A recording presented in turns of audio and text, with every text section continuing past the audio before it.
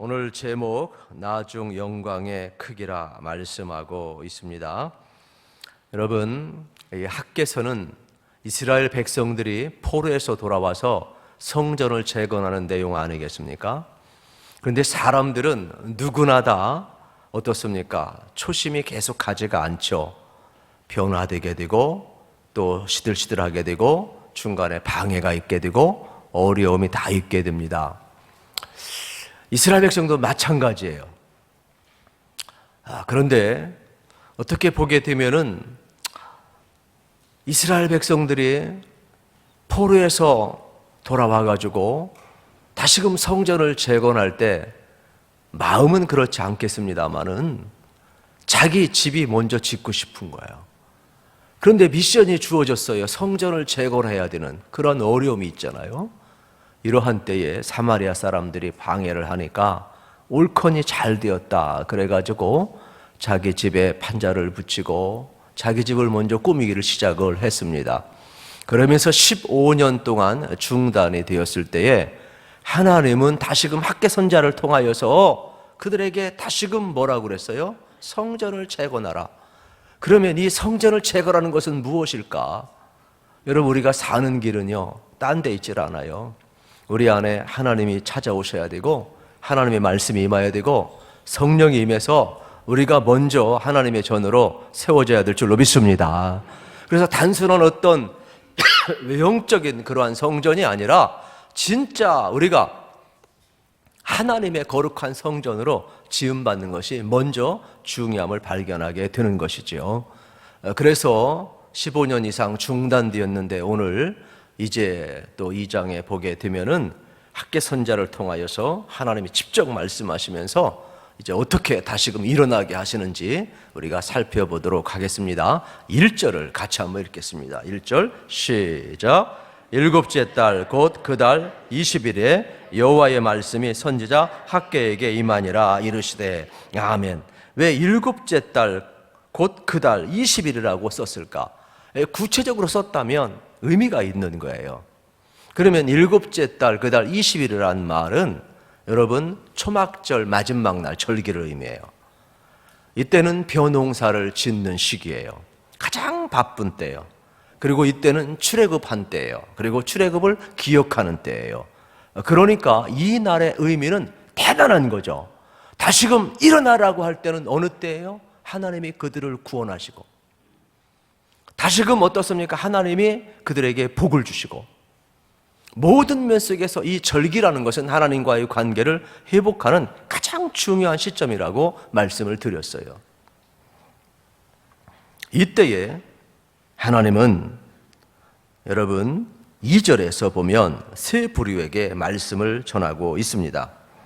첫째는 누가 나오느냐? 우리 2절을 같이 한번 읽겠습니다. 세 부류 동그라미 치면 좋겠죠? 시작. 너는 스알디엘의 아들 유다 총독 스룹바벨과 여호사닥의 아들 대제사장 여호수아의 남은 백성에게 말하여 이르라. 아멘. 첫째는 스룹바벨, 두 번째는 여호수아 대제사장, 모세의 후계자가 아니라 대제사장 여호수아, 세 번째는 남은 백성들. 그러면 한 나라가 건설되기 위해서 모양을 갖추는 거예요. 이미 스룹바벨은 여러분 바벨론의 씨앗이라는 이름을 가지고 있지만 바벨론 사람이 아니라 솔로몬의 여러분 후예고, 그러니까 다윗의 후손이 되겠지요. 그렇다면 정통성을 가진 총독으로서 이미 모양을 갖추고 있어요. 그리고 이스라엘은 신정사회이기 때문에 대제사장 여호수아에게 하나님 말씀이 임했다는 것은 어떻습니까? 스룹바벨 총독만 갖추는 것이 아니라 영적으로도 대제사장을 세움으로 말미암아 나라의 골격을 세우고 있는 것이죠. 그러면서 뭐라고 이야기해요? 남은 백성들에게 이야기하라 그랬어요. 여기서 남은 백성은 누구를 의미할까요? 1차적으로는 포로에서 돌아온 사람들을 의미하게 되겠지요. 그래서 예레미야 선지자를 통하여서 예언하신 말씀 그대로 바벨론 포로 70년 후에 다시금 돌아오리라. 그 약속이 이루어진 하나님의 백성들이 되겠죠. 그러나 성경은 남은 자, 이 그루터기 사상을 이야기하면서 장차 예수 그리스도를 통하여 구원받을 사람, 이 땅의 그루터기로 여러분 다 어떻습니까? 세상이 어떻게 보게 되면은 죄로 혼탁한 것 같지만 그렇지 않아. 이 땅에 남은 자가 있어요. 그래서 우리는 그 남은 자에 속해 있는 사람, 이 마지막 시대에 여러분들 예수 그리스도를 통하여 구원받고 하나님의 일을 할 사람들, 저는 여러분들에게 주신 은혜가 어떻습니까? 다른 사람들에게 흘러가기를 축복합니다. 이게 남은 자 사상인 거예요. 내가 마지막이라는 것이 아니라 이 땅에 그루터기가 되어서 다시금 생명을 살려내는 것, 그 통로가 되는 것을 이야기하고 있음을 보게 되는 것이죠. 그래서 이 성경 말씀은 오늘 우리들에게도 해당되는 귀한 말씀이 되겠습니다. 그러면서 이제 또 질문을 세 가지를 합니다. 우리 3절 말씀 세 질문을 또 봅니다. 오늘 3자가 많이 나오네요. 시작. 너희 가운데 남아있는 자 중에서 이 성전의 이전 영광을 본 자가 누구냐? 이제 이것이 너희에게 어떻게 보이느냐? 이것이 너희 눈에 보잘것없지 아니하냐? 아멘. 세 가지 질문을 던져요. 이 성전의 이전 영광을 본 자가 있느냐? 여러분, 그러면 여기에서 첫 번째 우리가 생각해야 될 건 이전의 영광을 본 사람이냐는 말은, 이전은 뭘 의미해요? 솔로몬 성전을 의미하는 내용이 되겠죠. 솔로몬 성전은 얼마나 화려한지 몰라요. 다윗의 최고의 전성기에 전부 준비했어요. 그리고 어떻습니까? 주변에 있는 모든 나라들 다 조공을 바쳤어요. 그러니까 아마 지상에서 이렇게 솔로몬의 성전보다 영광스러운 성전은 없을 겁니다. 이렇게 화려한 영광을 본 이전 세대, 어른 세대를 이야기하는 내용이 되겠지요. 두 번째 질문은 이제 너희에게 이것이 어떻게 보이느냐 말씀하고 있음을 이제 보게 되는 겁니다. 그러니까 생각을 한번 해보세요. 이전에 솔로몬의 영광을 봤던 어른 세대는 지금 짓고 있는 스룹바벨의 성전은 어떻습니까? 그들이 볼 때에 비교가 안 되는 것이죠. 그러한 내용을 이야기하고 있어요. 70년 전에 바벨론 쳐들어와 가지고 다 때려부실 때에 여러분 586년, 587년 이렇게 이야기를 하지만은 그러면 1년 전에 다 때려부셨을 거 아니에요. 그러면 이 영광이 그들은 어른 세대는 보았지만 무너진 것도 보았단 말이에요. 그러면서 지금 짓고 있는 이 성전은 어떻게 보이느냐 말씀하고 있음을 이제 보게 되는 겁니다. 여기에 이제 3절에 보면 끝부분에 이것이 너희 눈에 보잘것없지 않냐 묻고 있는 장면을 보게 되는 것이죠. 지금은 어떻습니까? 보잘것없게 보이죠. 어떻게 비교할 수 있겠어요? 그런데 요 사이에 숨겨진 내용이 하나 있어요. 그 숨겨진 내용이 뭐냐? 에스라서 3장 12절, 13절을 여러분이 한번 찾아보시면 놀라운 내용이 나와 있어요.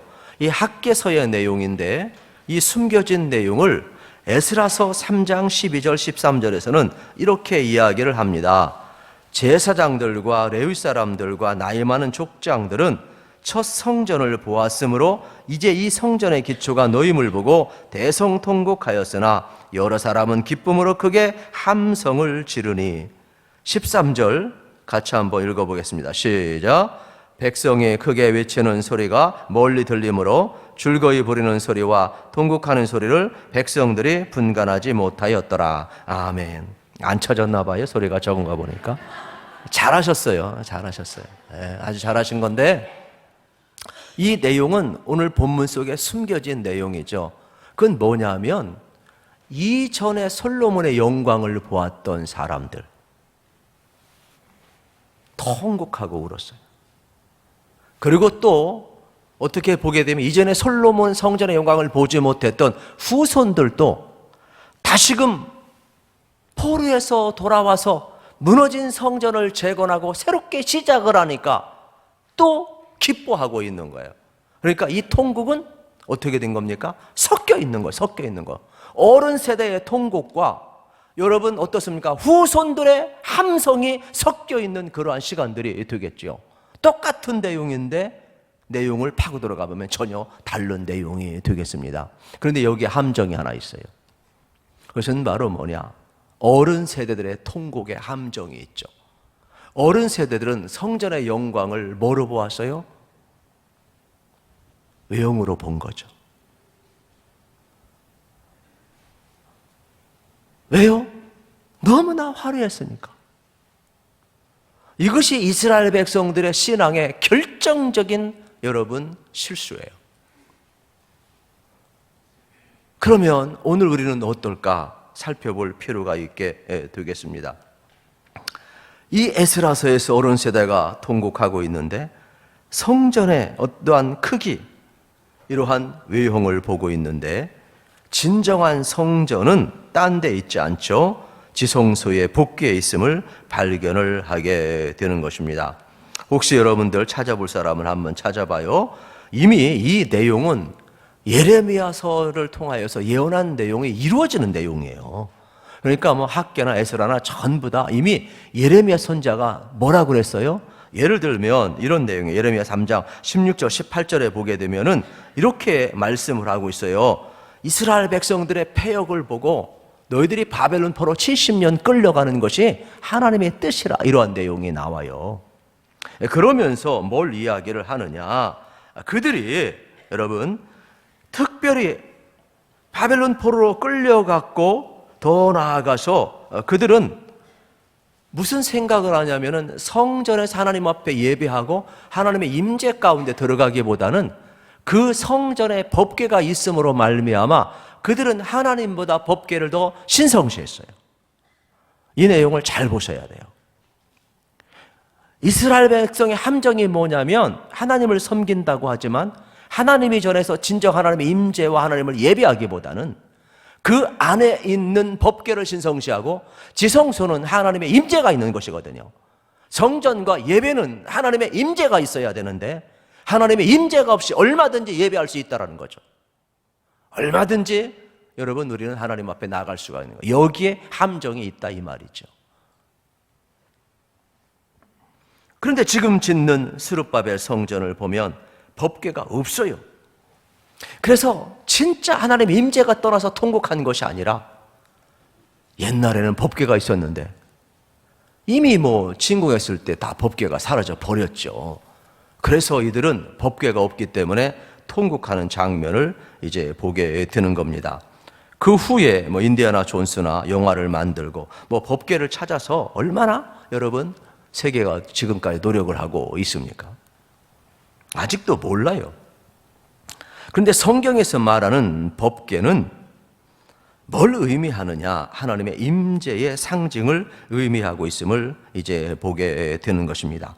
그런데 솔로몬의 성전의 영광을 보았던 어른 세대, 이전 세대들은 그 외형, 그 화려함, 그리고 여러분 어떻습니까? 법궤, 그 안에는 여러분 십계명이 있고 만나가 있고 아론의 쌍난 지팡이가 있잖아요.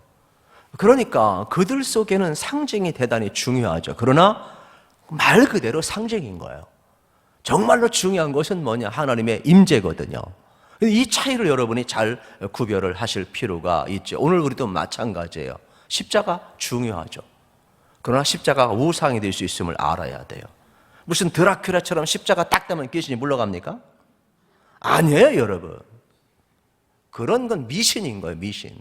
그래서 우리도 한때 이 십자가를 붙여야 되느냐 떼어야 되느냐 우리가 논쟁이 있었어요. 왜요? 십자가가 능력이 아니라 십자가의 도가 능력이잖아요. 예수의 이름이 능력이잖아요. 하나님의 능력이 나가는데 어느 순간부터 어떻습니까? 우리는 이 십자가가 이게 잘못된 심볼이 되어가지고 이 깊은 의미, 예수의 능력, 하나님의 능력과 상관없이 우상화가 되어버렸단 말이에요. 그래서 한때 우리 교단은 이거 떼자고 그랬었어요. 그러나 지금은 이제 십자가의 도를 강조하면서 우리는 그 차원을 뛰어넘어야 되니까 십자가를 달고 있습니다만은 어떤 사람은 어떻습니까? 십자가를 지고 따르라고 그러니까 십자가 걸고 따른 사람이만 가끔 진다고 그러잖아요. 우스갯소리로 막 달려가다 보면 십자가 뒤로 확 넘어가요. 그러면 십자가 지고 가는 거지 뭐. 그런 사람도 있습니다만은 우리가 이걸 조심하자 이러한 말씀이 되겠습니다. 실질적으로 이스라엘 백성들이 이 법궤의 상징과 하나님의 임재의 차이를 그들은 잘 몰랐어요. 이 함정이 어느 때 빠지느냐? 이스라엘 백성이 블레셋과 전쟁을 하잖아요. 그런데 패했어요. 그때 이들은 무슨 생각을 했느냐면 하나님 앞에 더 가까이 나아가고, 여러분 하나님을 대장 삼고 하나님을 의지해야 하는데 무슨 생각, 법궤가 없어서 우리가 졌나 보다, 이런 생각을 해가지고 어떻게 해요? 법궤를 앞세우고 전쟁에 나갔는데 어떻게 돼요? 법궤를 우상처럼 섬기니까 패해버렸단 말이에요. 그것도 뺏겨버렸어요. 그래서 블레셋 땅에서 여러분 한참 동안 팽개쳐 있었잖아요. 잘 보세요. 능력이 없다라는 것이 아니라 그거는 하나님의 임재의 상징인데, 하나님의 임재를 떠나고 여러분 하나님과 아무 상관없이 그거를 우상시해버리면은 결국은 패할 수밖에 없는 거죠. 그래서 이스라엘은 법궤를 앞세웠지만 전쟁에서 패했던 것을 이제 보게 되는 겁니다. 그 순간부터 법궤는 괴짝이 되어버렸어요. 괴짝. 말 그대로 법궤는 형식에 불과한 것임을 여러분이 알으셨으면 좋겠어요. 정말로 중요한 것은 여러분 십계명 돌판이 아니죠. 그 안에 새겨진 말씀이죠. 여러분 모세의 지팡이가 중요한 게 아니죠. 하나님이 그를 들어 쓴 게 중요한 거죠. 만나가 중요한 게 아니죠. 하나님이 일용할 양식을 주시는 게 중요한 거죠. 그러한 심벌은 심벌에 불과한 것인데, 그것이 하나님의 임재와 상관이 없을 때에는 우상이 될 수 있다는 것을 여러분이 알으셔야 되겠습니다. 그러므로 오늘 우리들도 너무 형식에 여러분 매달리지 마시고 하나님의 임재를 더 귀하게 여기시기를 우리 주님의 이름으로 축복합니다. 그래서 참 예배도 마찬가지죠. 예배를 안 드리는 것보다는 드리는 게 좋습니다. 교회 안 나오는 것보다는 나오는 게 좋습니다. 그러나 우리가 예배를 드렸다고 해서 하나님의 임재 가운데 거하느냐, 그건 또 별개의 문제입니다. 교회 안 나오는 것보다는 나오는 게 좋지만은 교회 나왔다 갔다고 그래서 그 사람이 과연 하나님의 임재 가운데 들어갔느냐, 그건 또 별개의 문제라는데 우리 아픔이 있는 겁니다. 이게 이스라엘의 함정이었어요. 이스라엘은 선민이에요. 법궤가 있었어요. 그러나 그들은 하나님을 떠났어요. 그냥 상징적인 것인데 그 임재가 더 중요한 건데, 우리도 똑같은 거, 사람을 볼 때 외모로 취하는 거하고 똑같아요. 외모로 취했다가 평생 고생하는 사람이 얼마나 많은데, 뭐 잘생긴 건 좋고 이쁜 건 좋은 거지만은 그게 전부는 아니잖아. 나 여호와는 중심을 보느니라. 나 여호와는 중심을 보느니라. 하나님도 마찬가지예요. 여러분, 아이고 미안합니다. 정말로 여러분은 생각을 한번 해보세요. 주예전에 와 있는 거 이것보다 좋은 게 어디 있어요? 그러나 하나님은 여러분의 중심을 보신다니까요. 여러분이 진짜 하나님 임재 가운데 있고 나를 자신을 산제물로 드리냐는 거예요. 그래서 로마서 12장에 보면 그러므로 뭐라고 해서 너희를 하나님이 기뻐하시는 거룩한 산제물로 드리라 그랬는데, 죽은 제물로 드린 사람이 너무 많아요. 어느 때? 교회에서는 산제물로 드렸는데 가정에 가면 다 죽은 제물이야. 직장에 가면 다 죽은 제물이야. 사회 속에 가면 다 죽은 제물이야. 어떻게 여기선 산제물인데 거기서는? 그러니까 이거는 삶으로 전환되지 아니하면 형식에 불과하다는 거죠. 그래서 하나님의 임재 가운데 거한 사람은 가정에 가서도 어떻게 돼요? 예수님의 능력이 나가는 거예요.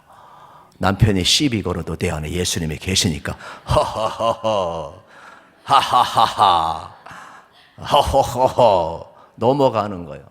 이거 그냥 저 윈스덩어리 그러지 마시고 내 속에 성령의 능력이 있으니까 나가는 거예요. 내 힘으로는 안 되는데, 내 힘으로는 벌써 너 죽었어. 근데 성령의 능력은 어떻게 되는 거예요? 하하하하 허허허허 어떻습니까? 다 이게 품에 안는 거예요. 그래서 하나님의 나라가 나타나야 된다니까. 여러분 주도권을 하나님께 넘기십시오. 그러면 여러분 인생은 정말로 복될 줄로 믿습니다. 저도 맨날 그 훈련하고 살아요. 저도 맨날 그 훈련하고 살아요. 내 성격대로 했으면 내가 목회 못해요. 저 얼마나 아싸란 사람인데요. 제가 자존심 내세우면 목회할 수 있겠어요? 내 성격대로는 목회 못해요. 예수님이 계시고 성령님이 있으니까 그냥 하하하하 호호호호 하는 거지.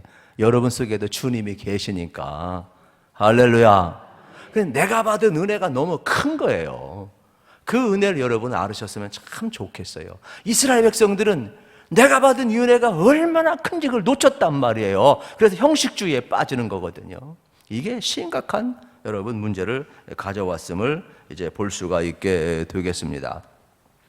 히브리서 9장 9절 10절에 보게 되면은 성막과 법궤의 이야기를 쭉 이야기를 하다가 우리 속에 여러분 어떻게 되어야 되느냐, 바뀌어야 될, 개혁될 모습에 대해서 이야기를 쭉 해요. 그러면서 뭐라고 이야기하느냐, 우리 속에 하나님의 공의가 나타나야 되고 우리 속에 하나님의 사랑이 나타나야 된다는 거예요. 그래야만이 우리 개혁주의 신앙이 있는 거예요. 법궤나 여러분 성경에서 성막 이야기하는 것은 상징이야, 상징. 오늘도 예배도 마찬가지죠. 우리가 주여전에서 예배하는 거 이것보다 중요한 건 없죠. 그러나 더 중요한 것은 하나님의 영이 여러분 가운데 임해야 되는 거예요. 그러면 하나님의 영만 임하면 안 되죠. 나도 100% 전인격에 순종을 해야 하는 것이죠. 그러니까 하나님의 풀 영이 임하시고 내 전인격에 풀 순종하시고 그곳에 뭐가 이루어지는 거예요? 엔카운팅이 일어나는 거예요. 만남이 일어나는 거예요. 이게 임재인 것이지, 하나님은 가득 차 있고 언제나 임재하시죠. 나는 딴 곳에 가 있고 형식만 있으면 그거는 여기 스파크가 안 일어나는 거예요. 예배는 그래서 태도이고 반응이라고 그러잖아요. 하나님 베푸신 은혜에 대한 반응이 100% 이루어질 때 은혜가 충만한 것이고, 이게 안 이루어지면 안 되는 거예요. 하나님의 능력은 하나님의 능력이 없는 게 아니라니까요.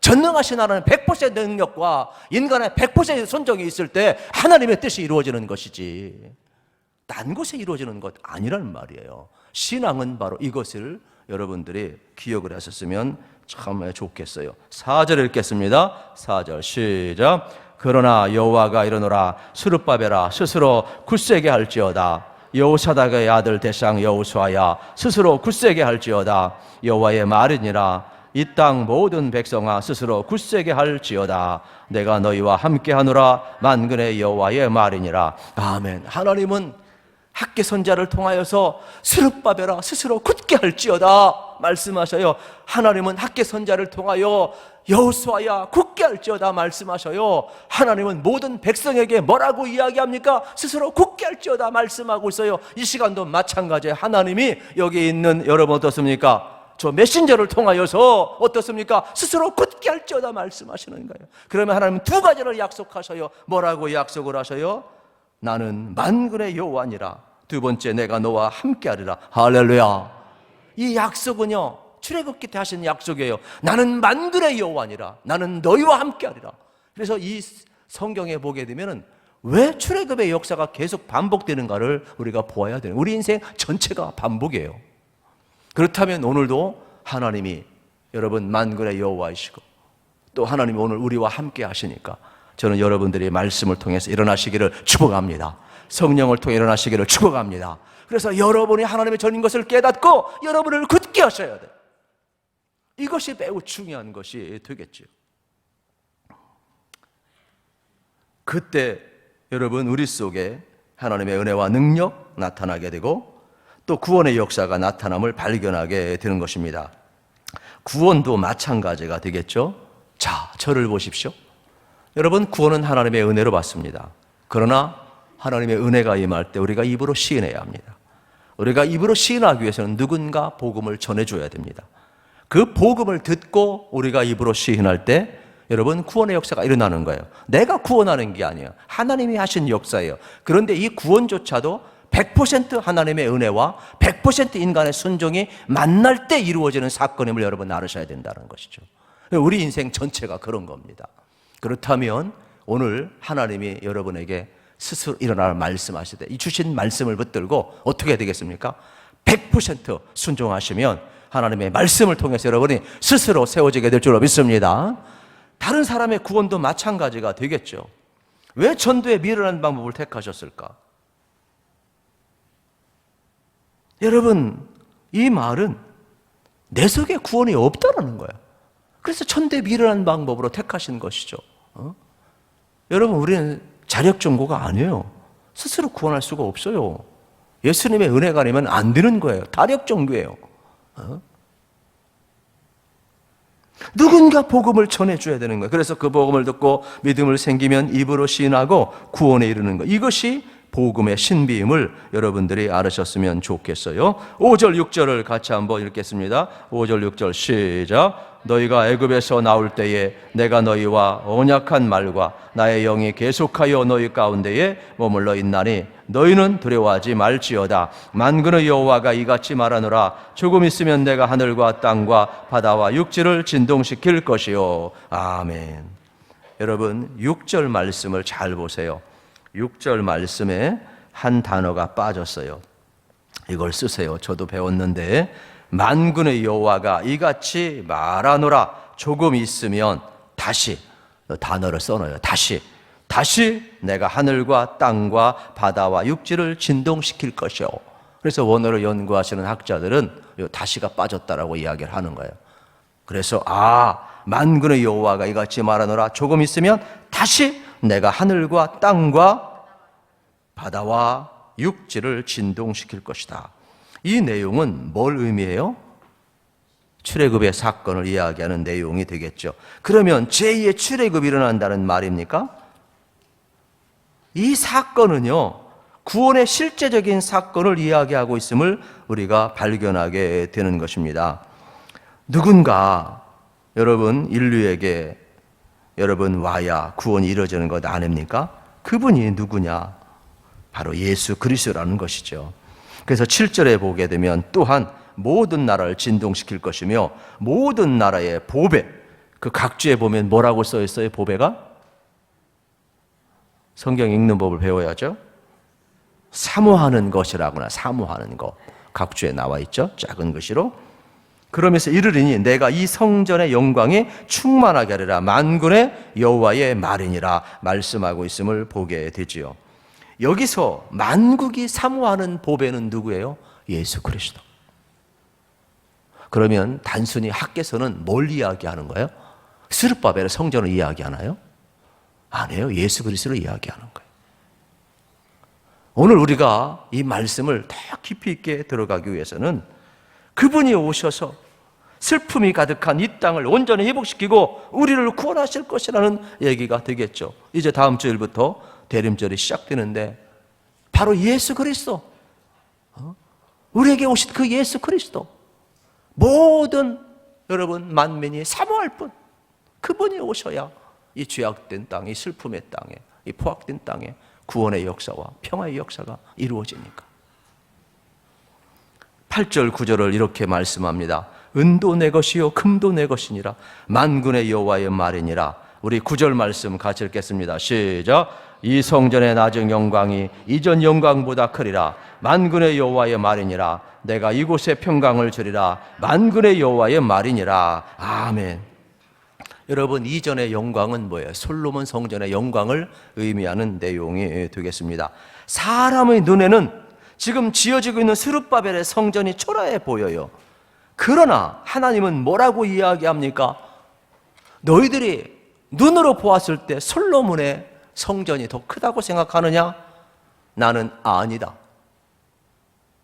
학개선자를 통하여 하나님이 말씀하고 싶은 것은 뭐예요?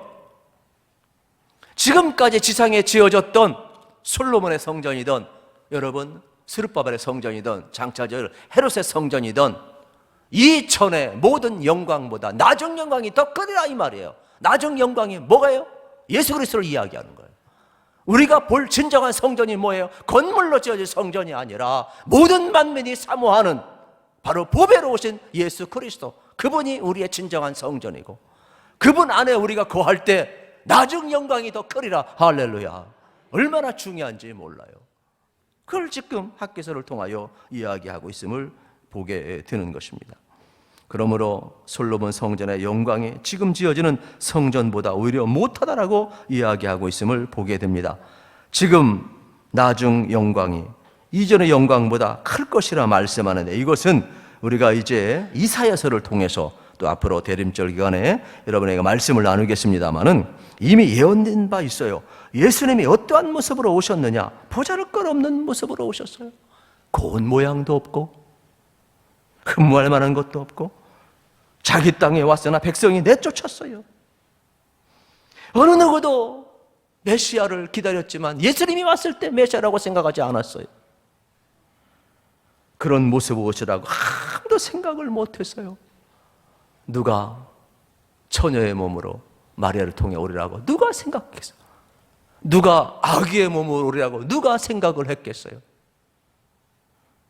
가난한 목수의 아들로 여러분 이 땅에 여러분 모습을 드러낼 때도 짠 하고 드러난 것도 아니에요. 공생의 기간을 보세요. 30년 기다리다가 3년 공생의 기간을 보내시면서 그 드러난 모습도 천천히 드러나고 있어요. 예수님은요, 우리가 저도 그림을 좋아하고 갖고 있지만은 진짜 모습은 잘 정확히 모르죠. 근데 학자들의 고증에 의하면 예수님은요, 약간 조금 어땠을까? 좀 말하기가 좀 민망한데 우리 생각하고 달랐대요. 30대인데 50대처럼 보였대요. 흠만 것도 없다고 그랬잖아요. 그러니까 여러분, 너무 잘생긴 건 비성경적인 거예요, 여러분. 나이 들어본 건 정상이에요, 정상. 알으셔야 돼요, 여러분. 저도 동안입니다만 동안은 비정상적인 거예요.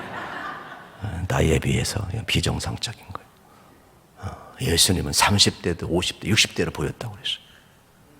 그러니까 중심을 봐야, 중심을 봐야 돼.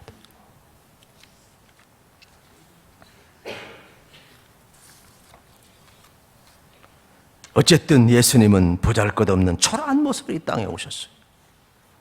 지금 두 번째 지어지고 있는 스룹바벨 성전처럼 이전의 영광보다 크리라 말씀하고 있어요. 그거를 요한복음 1장 14절에서 여러분 잘 아시죠? 말씀에 육신이 되어 우리 가운데 오심에 아버지의 독생자의 영광이요 은혜와 진리가 충만하더라 그랬어요. 예수 그리스도를 이야기하는 내용이 되겠죠. 이것이 두 번째 성전의 실체임을, 이전의 영광보다 나중 영광이 더 크리라. 누구를 가리키는 거예요? 예수 그리스도를 가리키는 거예요. 실질적으로 요한복음 2장 19절 21절에 보면 이러한 내용이 나와요. 제가 읽어드릴게요. 예수께서 대답하여 이르시되 너희가 이 성전을 헐라 내가 사흘 동안에 일으키리라. 유대인들이 이르되 이 성전을 46년 동안 지었거늘 네가 3일 동안에 일으키겠느냐 하더라. 그러나 예수는 성전된 자가 육체를 가리켜 말씀하신 것이라 그랬어요. 이 말은 이러한 뜻이에요. 여러분, 이 성전을 헐라는 것은 보이는 성전을 헐라는 말씀이 되겠죠. 그런데 여러분 한번 생각해 보세요. 유대인들은 이 성전 46년 동안 지었는데 어떻게 3일 동안 일으키겠느냐 이야기하는 내용이 되겠죠. 그런데 예수님 뭐라고 이야기하면 예수는 성정된 자기 육체를 가리켜 말씀하시다 그래요. 자기 육체를 가리켜. 성경이 그대로 풀어주고 있어요. 그러면 뭐예요? 예수님이 성전이 되기 위해서는 어떻습니까? 예수님이 십자가 못 박혀 죽어야 되는 거예요. 나를 십자가 못 박으라는 거예요. 그게 참 성전인 거예요. 예수님이 무너져야 구원이 완성되는 것을 이렇게 표현하고 있음을 보게 되는 겁니다. 그래서 학개서 2장 9절은 학개 선자를 통하 이야기합니다. 내가 이곳에 평강을 주리라. 평강의 실체는 누구예요? 예수 그리스도. 여러분, 예수 그리스도가 십자가에 못 박혀 죽어야 우리에게 구원이 오고 평강이 오는 거예요. 그래서 뭐라고 이야기했어요? 이는 예수는 성전된 자기 육체를 가리켜 하신 말씀이라 이야기하고 있음을 봅니다. 여러분이 로마서 5장 10절 11절에 보십시오. 이 내용을 또 그대로 설명을 해주고 있어요. 예수님은 하나님과 죄인된 우리 사이에 화목제물로 오셔서 우리를 구원하시고 화평케 하셨다. 누가? 예수 그리스도가. 예수 그리스도가 평강을 주시는 거예요. 그래서 학개 선자를 통해서 여러분 두 번째 완성된 성전은 이 땅에 오셔서 우리에게 구원을 주시고 평강을 주시고 화목제물이 되신 예수 그리스도를 이야기하고 있음을 발견하게 되는 것입니다. 저는 정말 여러분들이 예수 그리스도를 만나셔서 여러분의 생애가 구원의 감격과 참된 평화가 임하기를 축복합니다. 그렇다면 아직도 여러분 어떻습니까? 이 구원과 평강을 누리지 못하는 사람들에게 우리가 어떻게 해야 되겠어요? 복음을 전해야죠. 이 마지막 시대에 그들 예수 만날 수 있도록 해 주어야 돼요. 이 땅의 희망과 소망은 복음밖에 없어요. 예수밖에 없어요. 누가 뭐라 해도 마지막 시대의 교회가 소망임을 우리가 알아야 되겠습니다. 그러므로 여러분들 주님 다시 오실 그날까지 모이기를 패하지 않기를 축복합니다. 예수님을 전하시기를 축복합니다. 그리고 여러분들이 항상 주의 전에 와서 하나님의 임재 가운데 들어가는 게 더 중요한 거죠. 그 여러분의 심령이 성령을 모시고 있으니까 어떻게 되겠습니까? 하나님의 전임을 기억하시기를 축복합니다. 그러면 주의 전에서도 예배할 때 성령과 말씀이 임해야 되는 것처럼 우리가 여러분 하나님의 거룩한 성전으로 지음을 받은 존재에 살아갈 때도 어떻게 돼요? 성령과 말씀이 있어야 그게 나가는 거죠. 그러니까 내가 성령과 말씀을 부리는 것이 아니라 하나님께서 내게 주실 때 여러분 어떻습니까? 순종하게 되면 말씀의 능력이 나가는 거예요. 성령의 역사가 나타날 줄로 믿습니다. 그러니까 우리는 나타내는 자이지 내가 그것을 무슨 개발하고 내가 그것을 쓰고 그러는 게 아니에요. 그러니까 자동적으로 하나님의 다스림이 있으면 그 다스림 가운데 내가 살게 되는 거예요. 그래서 진정한 예배자, 이 마지막 시대에 여러분 우리는 어떠한 모습으로 살아가야 되느냐? 이전의 영광보다 나중 영광이 더 크리라. 여러분 이걸 믿으시면서 여러분의 삶은 성령이 나타날 겁니다. 말씀이 나타날 줄로 믿습니다. 그래서 하나님께 영광 돌릴 수 있기를 우리 주님의 이름으로 축복합니다.